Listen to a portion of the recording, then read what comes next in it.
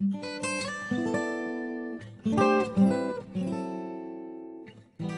sei que os irmãos têm a versão internacional, eu estou com a atualizada, e para que todos nós possamos participar, eu vou estar lendo os versos pares e os irmãos lerão os versos ímpares. E em reverência à palavra de Deus, eu gostaria de convidá-los a se colocarem em pé e observe, porventura, se tiver alguém ao seu lado que não tenha trazido a Bíblia, compartilhe e mantenha a Bíblia aberta até o final da exposição. Epístola de Paulo aos Romanos, capítulo 15, nós vamos ler do versículo 14 até o versículo 21.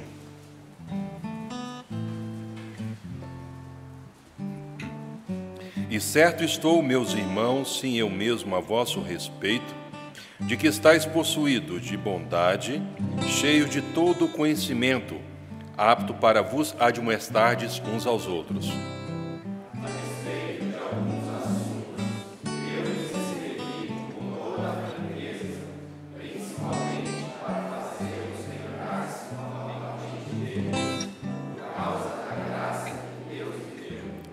Para que eu seja ministro de Cristo Jesus entre os gentios, num sagrado encargo de anunciar o Evangelho de Deus, de modo que a oferta dele seja aceitável, uma vez santificada pelo Espírito Santo.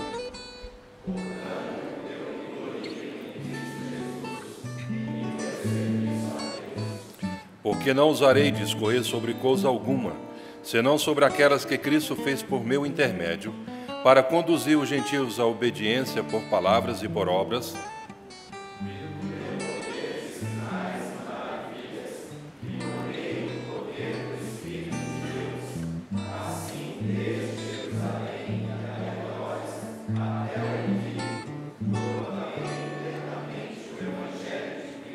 esforçando-me deste modo por pregar o Evangelho, não onde Cristo já for anunciado, para não edificar sobre fundamento alheio.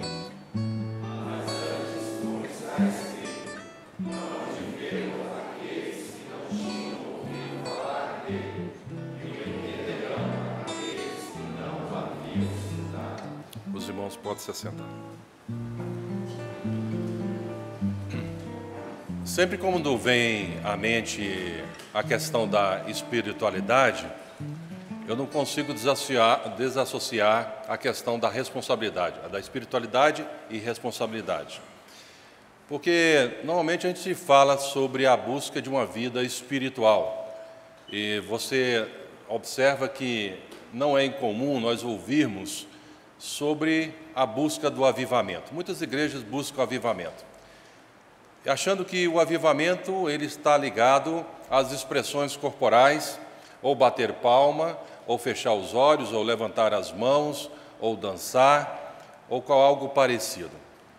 Mas quando a gente começa a conhecer um pouco da história bíblica, o conhecimento das Escrituras que revelam a questão da espiritualidade, como também a história dos movimentos que houveram em várias partes do mundo, como na Escócia, Inglaterra, a África do Sul, que até entre os Zulus, o povo não cristão, queriam ficar próximo do cristão porque percebiam que aquele grupo estava recebendo uma bênção especial. Na Coreia, principalmente em 95 em diante, onde o país foi transformado, e isso foi pontuado na mídia, porque diminuiu a criminalidade, diminuiu a pornografia, diminuiu coisas que vão contra princípios bíblicos.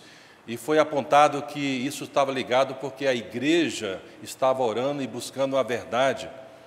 Quando a gente olha a história do avivamento na Europa, a rainha da Inglaterra falou que não temia nenhum exército do mundo, mas temia as orações de um homem, que era John Knox. Eu fico tentando imaginar uma mulher poderosa que trabalhou no sentido de fazer grandes conquistas, lutou com grandes exércitos, e não temia exército nenhum, mas temia a oração de um homem. A gente vê que o avivamento estava interligado numa simples ação: a confissão de pecados, o arrependimento e uma vida com Deus. Então, os avivamentos, a espiritualidade, ela não está em busca de coisas extraordinárias, mas ela está na busca da sua relação diretamente com Deus. E quando nós nos aproximamos de Deus, nós vamos começar a conhecer a vontade dEle para a nossa vida. nós podemos aproximar de Deus através da sua palavra, nós podemos aproximar de Deus através da oração, por exemplo, e essa relação vertical que devemos ter com Ele em oração, certamente vai nos levar a um impacto, porque quanto mais íntimo, mais nós vamos entendendo o que Ele requer de nós. Quando a gente vê na vida de Paulo, aqui retratado nesse texto, eu falo que Paulo foi o grande campeão, porque ele apresentou doutrinas que são importantes na vida da igreja. A doutrina da salvação, que não depende do homem correr atrás, mas sim Deus usar misericórdia. E na sua tentativa de expressar a profundidade desse significado, capítulo 11, verso 36 em diante, ele fala que Deus é tão profundo que nós não temos a capacidade de sondar, de aconselhar a Deus, mas o que deve gestar no nosso coração é louvor e é gratidão. E no capítulo 12 ele inicia então o rogo de ter uma vida transformada, uma vida moldada pelos valores do Senhor. O homem que falou que Deus justifica os seus filhos, então Deus não mais tem hostilidade, não, a ira de Deus já não vai ser manifesta na vida daqueles que foram alcançados pela graça de Deus. Portanto, sendo alcançado pela graça de Deus, ele vai desfrutar da paz. O homem que difundiu a doutrina da eleição, que Deus é misericordioso e tem alcançado os seus eleitos no mundo, isso poderia trazer um equívoco no nosso entendimento por ter os seus eleitos no mundo e não vamos fazer nada, mas aí Pedro, capítulo 2, verso 9 e 10, afirma: vós, porém, sois raça eleita, sacerdócio real, nação santa, povo de propriedade exclusiva de Deus, a fim de proclamardes as virtudes daquele que vos chamou das trevas para a sua maravilhosa luz. Então nós somos eleitos para nos tornarmos pessoas proclamadoras, com o mesmo alinhamento dele, voltando para o aspecto da necessidade humana, apontado em Efésios capítulo 2, versículo 10, que nós somos eleitos para uma vocação. É o exercício das boas obras, não quer dizer que as boas obras tragam mérito diante de Deus ou tragam a salvação, mas as boas obras devem permear a vida do cristão. E então Paulo vai construindo essa verdade aqui relatada na Bíblia. Deus coloca para ele essa verdade, ele relata em vários textos bíblicos, e ele aponta para esses irmãos, dizendo e vendo neles como um grande potencial de serem proclamadores dessa verdade, e não ser simplesmente pessoas que buscam uma espiritualidade, mas uma espiritualidade vazia, sem uma ação prática. Vejamos que Paulo, ele descreve nesse texto aqui, mostrando a esses irmãos que eles poderiam ser um centro de avanços missionários, porque não havia muitas perturbações, não havia grandes conflitos, e por não haver grandes conflitos, não haver grandes perturbações, então ele entendia que esses irmãos deveriam assumir uma responsabilidade nesse mundo. Eu faço muito a distinção entre compromisso e interesse. Quando alguém chega para mim e fala assim, eu tenho interesse na obra de Deus, normalmente eu não dou muita importância, porque geralmente pessoas que têm interesse, ele só vai agir quando lhe é conveniente. Mas quando tem compromisso, não aceita-se desculpa. E o nosso compromisso com Deus só vai até onde nós o conhecemos. Se nós conhecemos a Deus, então nós temos compromisso com a obra de Deus. Se nós não conhecemos a Deus, certamente nós agimos de formas variáveis, conforme a circunstância, conforme a conveniência para cada um de nós. Então a gente observa que Paulo, ele está apontando para esses irmãos e vendo nele uma certeza que, sendo eles irmãos, eles tinham duas características importantes. No verso de número 14, ele vai apontar duas características importantes. Primeiro, eles estavam falando, olha, eu tenho conhecimento a respeito de vocês, e vocês são possuídos de duas características. Primeiro, ele aponta que a característica primária aqui no texto é bondade. Então, falou, vocês estão cheios de bondade.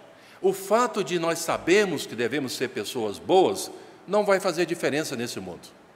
Como diz o dito popular, de boa vontade o inferno está cheio de pessoas com boa vontade, com boas intenções. Graças a Deus que Deus ele tem não somente intenções de bondade, retratada no Salmo 23, versículo de número 6, Mas Deus também tem ações de misericórdia, porque o texto reflete lá a verdade. Bondade e misericórdia certamente me seguirão todos os dias da minha vida. Então Deus não só tem intenções de bondade, mas Ele tem ações de misericórdia. Lamentações de Jeremias, capítulo 3, versículo 21 e 22, mostra a sequência que a misericórdia do Senhor são a causa de não sermos consumidos, então ela se renova a cada dia e a cada manhã. Eu gosto muito de um livro que eu li alguns anos atrás e marcou muito a minha vida, onde o autor, descrevendo sobre as bem-aventuranças, retratado em Mateus capítulo 5, e ali ele apontando Mateus, falando que bem-aventurados misericordiosos, porque alcançarão misericórdia, ele fala que um misericordioso não é simplesmente dar um prato para alguém que está com fome, mas você gerar naquela vida, para que aquela vida se levante e se torne uma matriciadora de misericórdia. E quando Paulo aponta que eles estão possuídos de bondade, a gente vai ver na sequência do texto que ele está querendo apontar uma verdade na vida deles, que eles são pessoas bondosas, mas devem estar gerando essa bondade, gerando a cada dia, a cada momento. Como também, na continuidade, a palavra de Deus afirma que eles estavam cheios de todo conhecimento. Isso é um grande perigo, irmãos, porque nós podemos ter um conhecimento intelectualizado das Escrituras, mas não vivenciarmos as Escrituras. E aí é cheio do conhecimento, mas vazio na prática. A gente sabe o que a Bíblia diz, mas nós não praticamos, ou nos ajustamos à Bíblia naquilo que nós defendemos como tese, e não cremos na Bíblia como palavra de Deus de capa a capa, e pegamos essas verdades e lutamos para praticá-la como todo, no seu pleno, e não pela nossa conveniência. Então a gente vê no texto aqui Paulo apontando: olha, vocês têm bondade, vocês têm conhecimento, então vocês estão aptos para admoestar uns aos outros. A ideia aqui não é simplesmente dar bronca nas pessoas, mas é chegar ao lado para ajudar, porque precisamos estar nos ajudando mutuamente para que tenhamos a maturidade cristã, o conhecimento da verdade de Deus para aplicar em nossas vidas.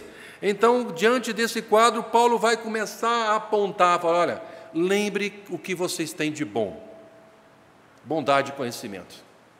Então, vocês não podem encapsular o que vocês têm de bom, vocês não podem encapsular o que vocês têm de conhecimento.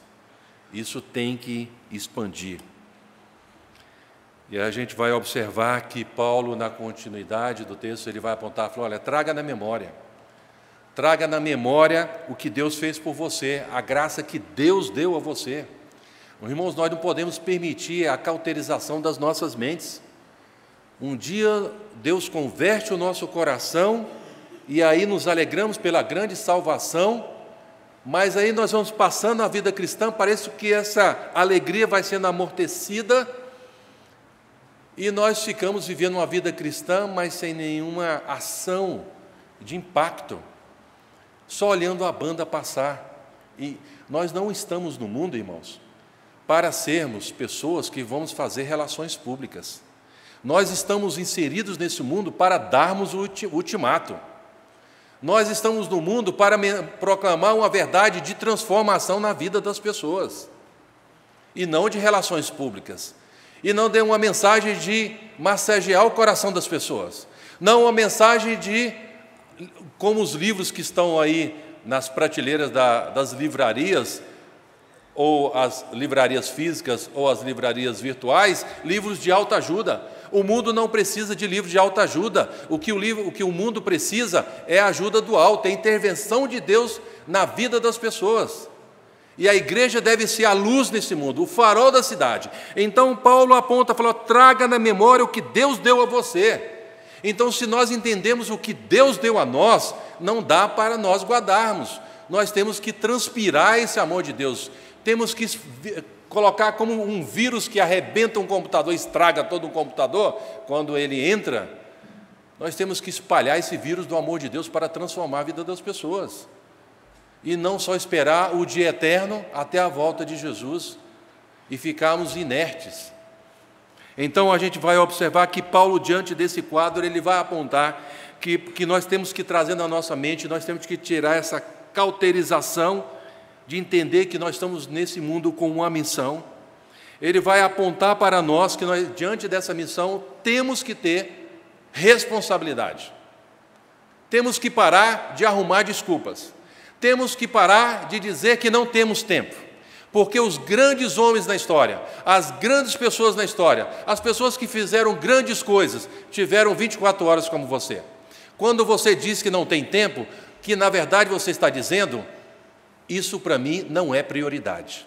Então nós temos que falar a verdade consigo mesmo, irmãos.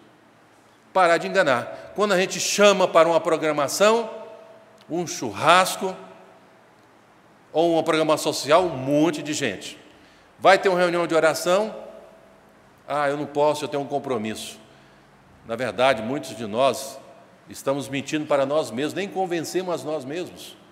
Como queremos a mudança desse mundo? Como queremos a mudança das pessoas? Se nós nem colocamos diante de Deus. Então a gente vê que Paulo apresenta aqui no versículo de número 16 a primeira responsabilidade que devemos assumir. E ele apresenta que nós devemos assumir a responsabilidade de ministro de Cristo Jesus. Aqui não está se referindo só ao pastor, ao missionário, ao evangelista. Não, está se referindo a todos que foram alcançados pela graça de Deus. Você tem que assumir essa responsabilidade. E não diga, eu não sei, eu não fiz teologia, eu não fiz um seminário, eu conheço pouco, e que a sua vida fale muito mais alto, irmãos. É lógico que você estudando, você vai aprender, vai ter conhecimento e vai ter mais informações. Mas também, se você ainda não teve essa oportunidade, esse privilégio, viva a vida cristã. Porque as pessoas estão olhando para nós a cada dia. É como se nós estivéssemos num palco da vida, as pessoas nos observando, vendo o nosso comportamento e a nossa atitude. Então, Paulo apresenta aqui que você deve assumir esse papel. E veja bem, que ele também apresenta qual é o grupo que nós devemos focar. No versículo de número 16, ele apresenta o grupo que é considerado aqui como gentios, pessoas que não conhecem a Deus. É para nós pregarmos para pessoas que não conhecem a Deus. É muito interessante essa ideia aqui, porque senão nós vamos gastar muito tempo pregando para gente que já ouviu a palavra de Deus. E muitas vezes a gente fica pregando para a pessoa crente, e muitas vezes crente ruim, que não quer mudar, e a gente fica gastando tempo com esse povo. O nosso tempo é precioso. Pregamos e andamos, pregamos e continuamos a andar. E não ficarmos fechados. Então ele apresenta aqui e fala, olha, lembre-se desse papel que você tem e foque essas pessoas que não conhecem a Deus. Irmãos, eu gosto muito de usar a expressão de que quando nós somos alcançados pela graça de Deus, o reino de Deus se manifesta sobre a nossa vida, e aquilo que temos aprendido dos valores das Escrituras, aonde nós estivermos, o que nós estamos falando, o que nós estamos fazendo, deve ser a expressão da mensagem do reino de Deus. E o versículo aqui, na continuidade, ele vai mostrar que nós devemos, nessa mensagem, apresentar o Evangelho de Deus. Fala aqui, no sagrado encargo de anunciar o Evangelho de Deus. Não anunciar a mim, não anunciar a minha igreja, porque quando eu anuncio a mim, e quando anuncio a minha igreja, eu estou anunciando todas as deformações. Porque nós temos falha de caráter. Por isso que a mensagem sempre deve ser apontada para a mensagem da cruz de Cristo, onde está ali o perfeito, aquele que trouxe sobre si o pecado de todos nós, e que morreu e venceu a morte. Então nós devemos assumir esse papel de anunciar o Evangelho de Deus, o Evangelho que muda o coração, quebra todas as resistências. Como aqui também, aproveitando a palavra do nosso irmão que estava ministrando louvor, e depois referido também pelo reverendo Fernando, né? A martelada de Deus ninguém resiste.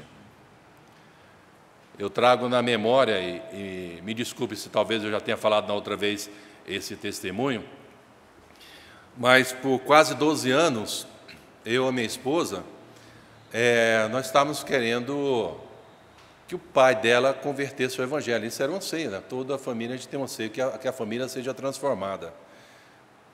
Por muitos anos, a gente orando, e um dia ele falou assim, olha, eu não acredito que Deus existe, Ele era ateu declarado, não acredito que Deus existe, não acredito que Jesus ama, que Jesus é a esperança. Isso, tudo que vocês falam como crente aí, é tudo bobagem. A única coisa que eu posso afirmar é que existe um Criador que criou esse mundo, foi embora e nos deixou aqui lascados. Essa era a expressão dele. E eu falei assim, Mônica, vamos parar de pregar para o seu pai, vamos viver o Evangelho e vamos orar. 12 anos depois, eu recebo uma ligação dele e ele falou o seguinte, ele me chamou de Marcos, falou assim, Marcos, eu fui invadido pela graça de Deus e não tive como resistir. Eu falei, gente, essa é uma frase que eu decorei tanto no dia que eu entrei, quando eu fui ser analisado no presbitério para ser ordenado, porque tem algumas frases que o pessoal pergunta, né? Aí você tem que estar preparado. E ele não fez seminário nenhum, não fez nada, e falou assim, olha, eu não resisti à graça de Deus, quero convidar você para o meu batismo. E eu começo a analisar a história. A história diz, eu voltando um pouquinho, a minha sogra estava no leito de morte. Estava no leito de morte e nós convidamos uma missionária, que era enfermeira, para dar uma ajuda especial para minha sogra. Aquela ajuda extra, né? Que era colega e tal. E todo dia que ela ia lá, ela pregava para o meu sogro, só que ele não falava para ninguém. Minha sogra faleceu e depois o meu sogro chegou para a gente e falou, olha, manda aquela moça, porque nós começamos uma conversa lá, a gente não terminou, manda ela me visitar, que eu preciso terminar alguns assuntos com ela. E o assunto era o Evangelho. E através da mensagem dela, dos momentos oportunos que Deus deu a ela para pregar para o meu sogro, ele creu no Evangelho e converteu-se a Cristo. E alguns meses depois, a missionária casa com meu sogro. Tome cuidado com as enfermeiras. Ele falou assim, olha, amei, falou para minha esposa, amei a sua mãe até o final da vida dela. Ela se foi, eu vou continuar a minha vida. E casou, está casado, né? Coisa interessante da vida, a gente nem imagina. Então a gente vê, irmãos, que quando o Evangelho chega, não há coração que resista. Ele vem arrebentando tudo, porque é o poder de Deus. Então não é estratégia, não é sua habilidade. Não fica pensando, esse é meu filho na fé. Que filho na fé? Você morreu na cruz algum dia? Você foi crucificado e ressurgiu? O único é só Jesus Cristo. Deus pela misericórdia dele, ele usa pessoas imprestáveis como eu e como você, e a glória é dele. Mas quando essas pessoas estavam convertendo ao Evangelho, nós observamos que aqui o texto vai relatar que aparecia aqui um grupo que eram os críticos de plantão. Quem são os críticos de plantão? São normalmente aquelas pessoas que na igreja aparecem, tipo assim, não, isso não funciona, isso não dá certo, não, esse aí é novo na fé, ele logo vai se ajustar, e tudo tem que passar pelo filtro dele, o que ele fala, a água para. E muitas vezes os seus pressupostos são pela sua história cristã, mas não são pressupostos bíblicos. Irmãos, aqueles que não estão fazendo, saiam da frente de quem quer fazer. Porque senão vai ser aquela oração que eu ouvi de um pastor, isso se propagou para várias pessoas, e eu conversei com esse pastor que aconteceu isso com ele, e foi verdade. Ele estava comentando e compartilhando, falou que orou por muito tempo para Deus abençoar a vida de um irmão que atrapalhava o avanço da obra de Deus na igreja, que atrapalhava as novas ideias. E ele já não sabia mais orar, se era para Deus abençoar, se era para ele mudar da igreja, porque tudo estava sendo atrapalhado ali. Aí um pastor mais idoso chegou para ele e falou, você muda a sua oração, agora você não pede Deus mais para mudar a vida dele ou mudar a sua, peça a Deus para promover ele, promover para desfrutar das insondáveis riquezas de Cristo mais rapidamente, porque aqui na terra ele está atrapalhando, então para ele ir lá, para o esconderijo do Altíssimo, está em comunhão com Deus, porque aqui na terra está atrapalhando. Se alguém desaparecer essa semana, então, irmãos, apareceram os críticos de plantão aqui, falaram assim, olha, esse pessoal que está convertendo tem que passar pelo processo da circuncisão. A maior circuncisão que um homem pode passar é a circuncisão do Espírito Santo, é a obra do Espírito Santo.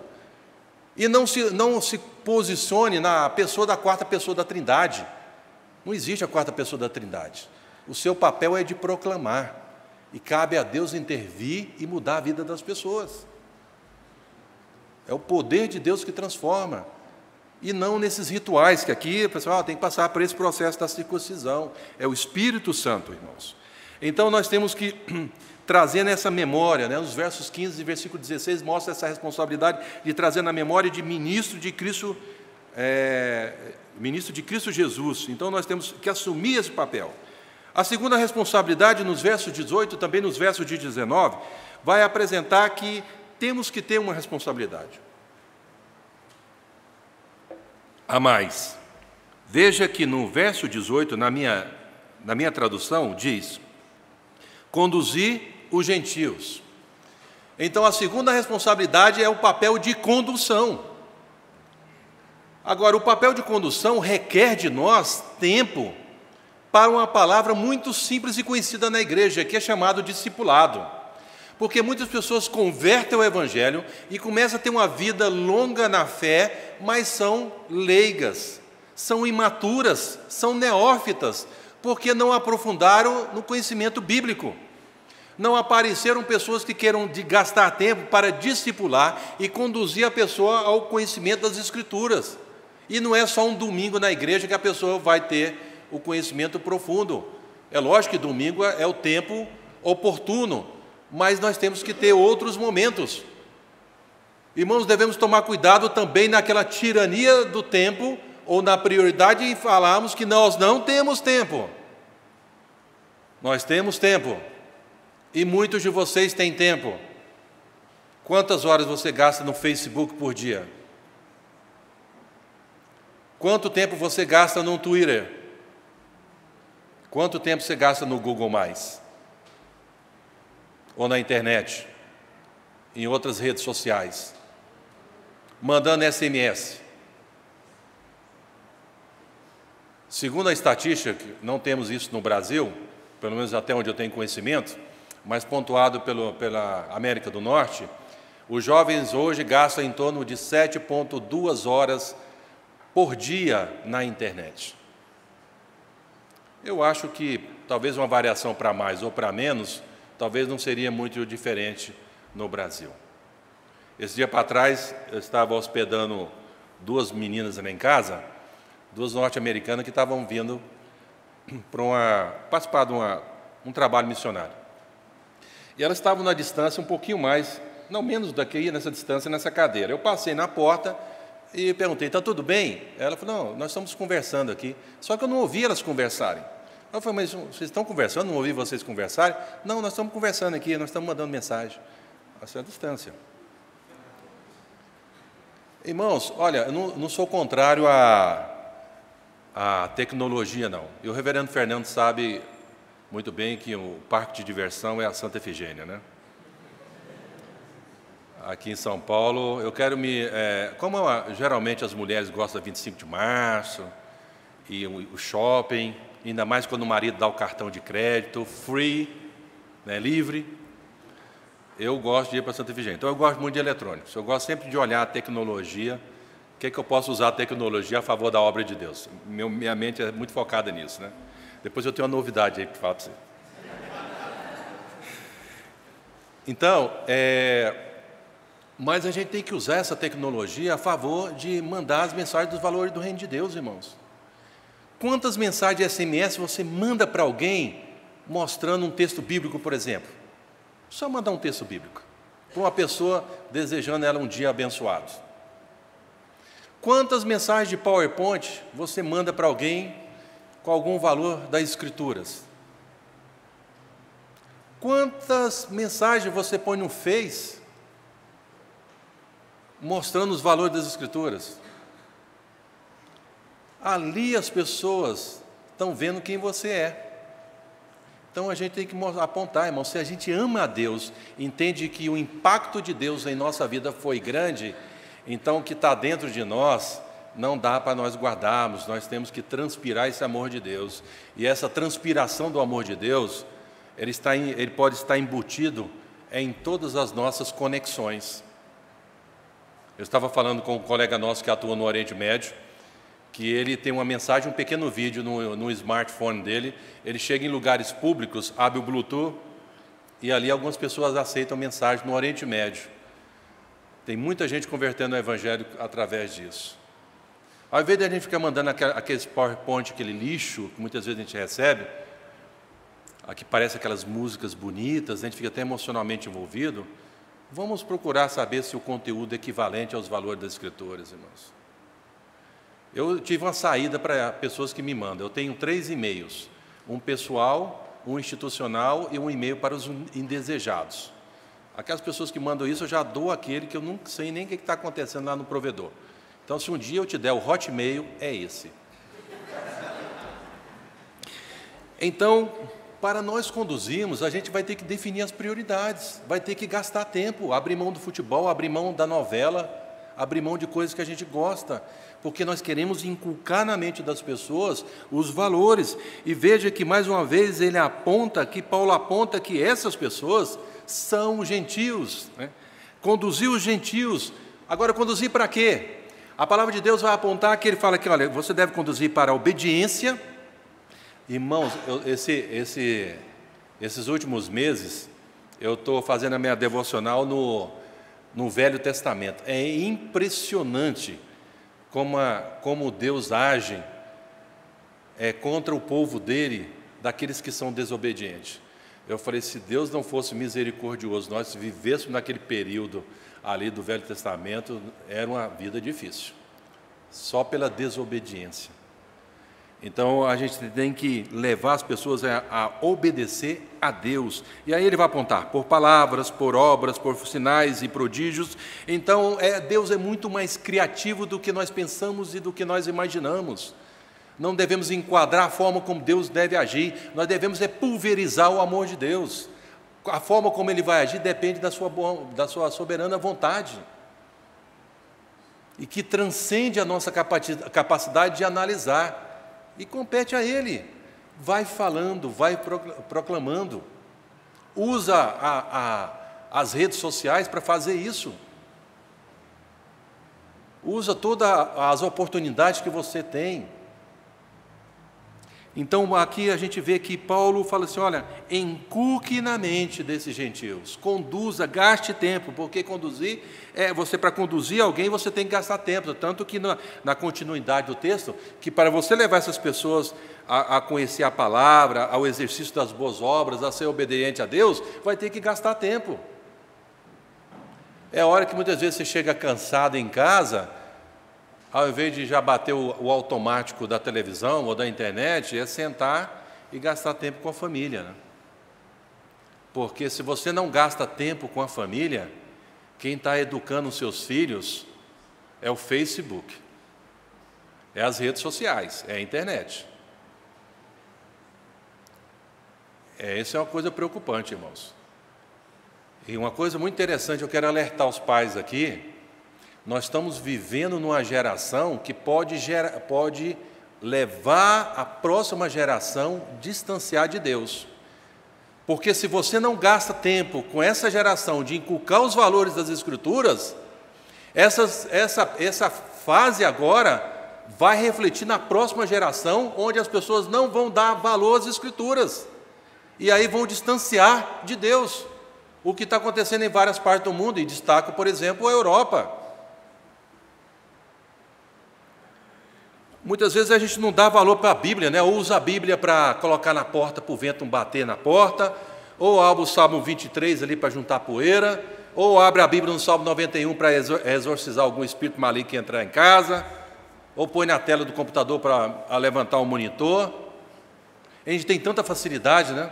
Tem a Bíblia atualizada, corrigida, a Bíblia da mulher, do homem, a Bíblia TIM, a Bíblia de Genebra, a versão internacional, a linguagem de hoje, as Bíblias virtuais, muitas vezes nem traz a Bíblia para a igreja e nem lê. Então, como é que nós vamos conduzir as pessoas?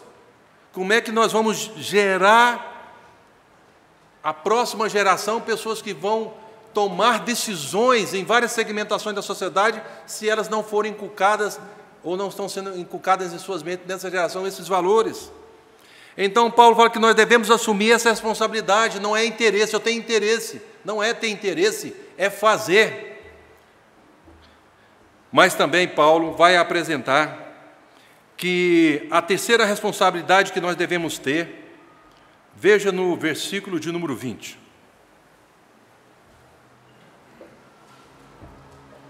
O versículo de número 20 vai apontar a terceira responsabilidade.